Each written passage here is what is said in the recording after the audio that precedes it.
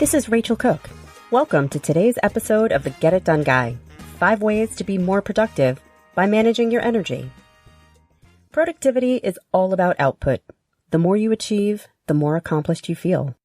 But more isn't always better. The quality of what you produce is just as important as the quantity. And one of the most powerful ways to maximize the quality of your output is to manage your energy.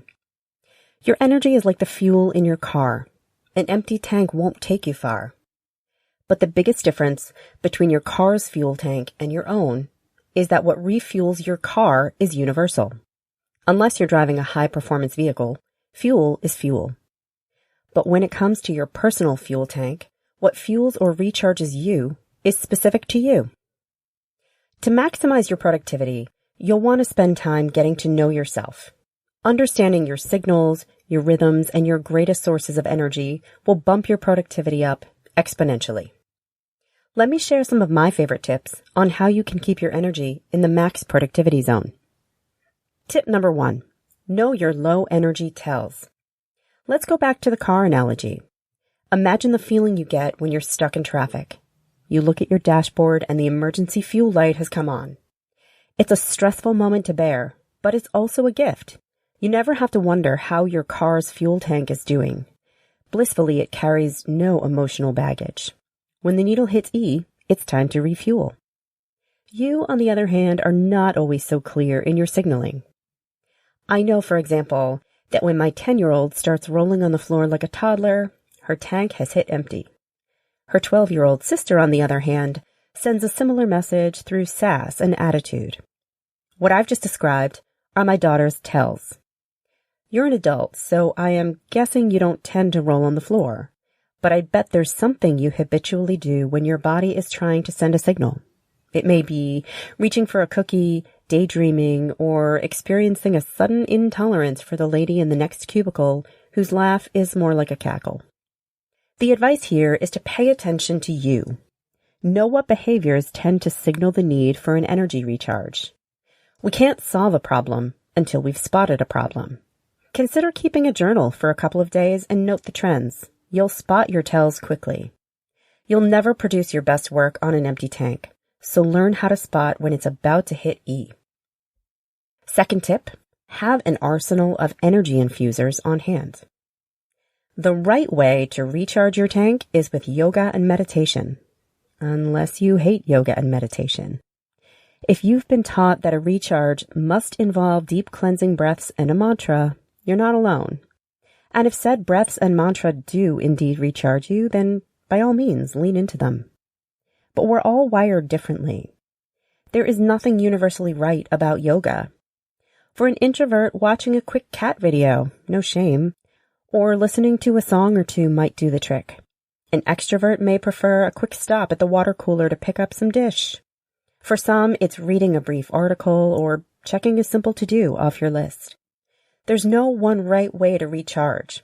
When you've spotted your tell and your system needs that recharge, know ahead of time what strategies work best for you. Have that cat video queued up and ready to roll. Often an investment of a few minutes can put hours back on your personal battery. Tip number 3 is schedule your day around your rhythm. I have friends and colleagues who swear they do their best work between 10 p.m. and midnight. This, to me, sounds like science fiction. I am sound asleep by 9:45. My life may not be wildly adventurous, but it is productive. There are pieces of your day you can control and others you can't. But the advice here is to take ownership when you can. I strive to schedule client meetings in the afternoon whenever possible because that's when my brain craves interaction. I try to reserve the mornings for writing and designing because that's when I'm more analytical and structured. Knowing what tasks you're most productive working on at certain times throughout the day helps you make good choices when the choice is yours to make. I can usually knock out an article in an hour in the morning, but if I tried writing that same piece in the late afternoon, it would require 3 hours and a shot or 6 of espresso. Admittedly, certain clients need me in the morning, and the occasional late-day journalistic emergency can strike any time. I can't control everything, and neither can you. But knowing what tasks you're most productive working on at certain times throughout the day helps you make the choice when the choice is yours. Fourth tip is harness your slumps. Sometimes you just hit a wall, full stop. And even that video of sea otters holding hands while sleep floating isn't going to recharge you. So take that break, but find a way to make it useful. Need to run downstairs and grab a coffee? Go for it. But stop along the way at a colleague's desk and have a quick and productive conversation. Pose a question you've had on your mind, or share an idea, or ask for a piece of feedback. Need to stop thinking about work for a beat? Permission granted.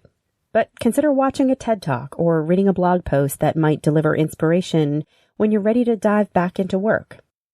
Take a break when you need it, but know that taking a break and staying productive are not mutually exclusive. Find a way to make use of your break time.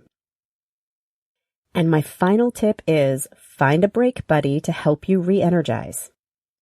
Sometimes it's not that you need a break from work, but that you need a break from this work. Have you been editing the same proposal or staring at the same spreadsheet for hours?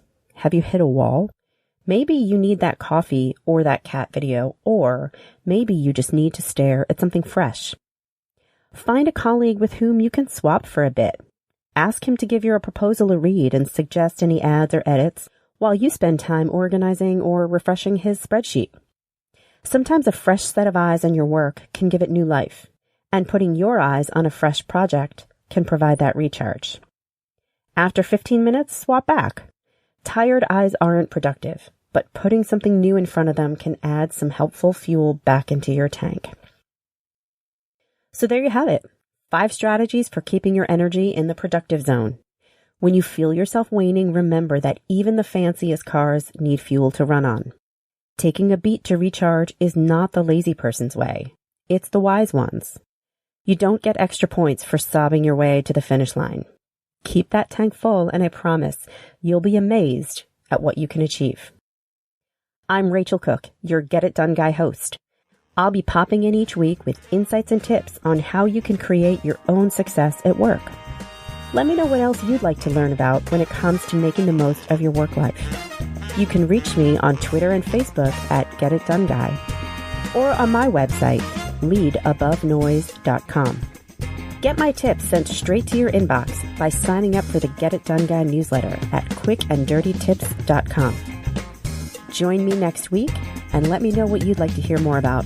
Thanks so much for listening, and have a successful week.